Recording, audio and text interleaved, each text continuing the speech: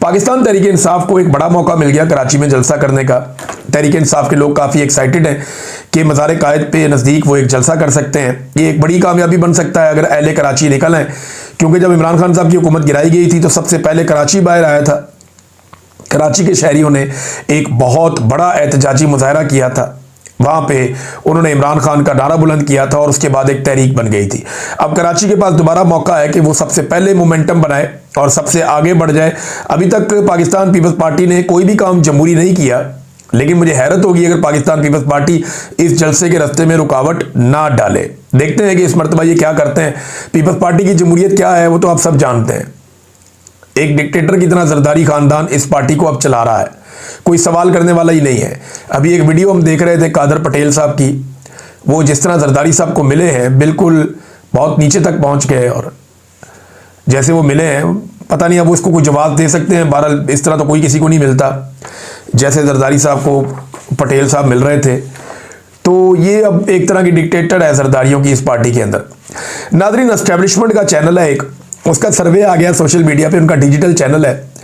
तो military establishment ने ना सहाफत या डिजिटल मीडिया के मैदान में भी खाची मारी है, यानी फिडे मुंह इस किस्म के सर्वे का।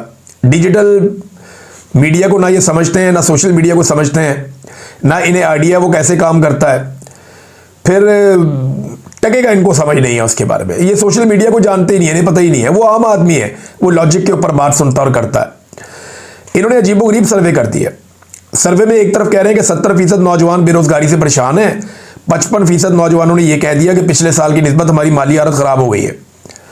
ये नौजवानों का सर्वे हो रहा है, और फिर साथ ही कह दिया कि नौजवानों में नून लीग की मकबूलियत बढ़ गई है। और भाई 70% कह रहे हैं कि बेड़ा गर्क कर दिया इन्होंने, 55% कह रहे हैं कि हमारी हालत ही बुरी कर दी इन्होंने, और उसके बाद कह रहे हैं जी नून लीग की मकबूलियत बढ़ गई, पीटीआई की कम हो गई, और फौज के ऊपर नौजवानों का एतमाद बढ़ गया। फिटे वो जनाब ताड़े सर्वे का भी और आपके डिजिटल मीडिया की कार्रवाइयों का भी। यानी डिजिटल मीडिया बनाया तो कुछ थोड़ा लॉजिक के साथ बनाया ना। एक ही सर्वे के अंदर दो तरह की अलग अलग बातें कर दी। एक तरफ कह रहे हैं कि लोग बिल्कुल मुतमईन नहीं है, दूसरी तरफ कह रहे हैं जनाब जिनसे मुतमईन नहीं है उनकी मकबूलियत बढ़ रही है नौजवानों में। हद नहीं होगी। तो ये इसी तरह की कार्रवाइयां हमेशा डालते रहे और ये समझते रहे कौम बेवकूफ़ है, लोगों को अक्ल नहीं है, लोग बहुत सियाने हैं और लोग एक एक चीज़ पर नज़र रखते हैं।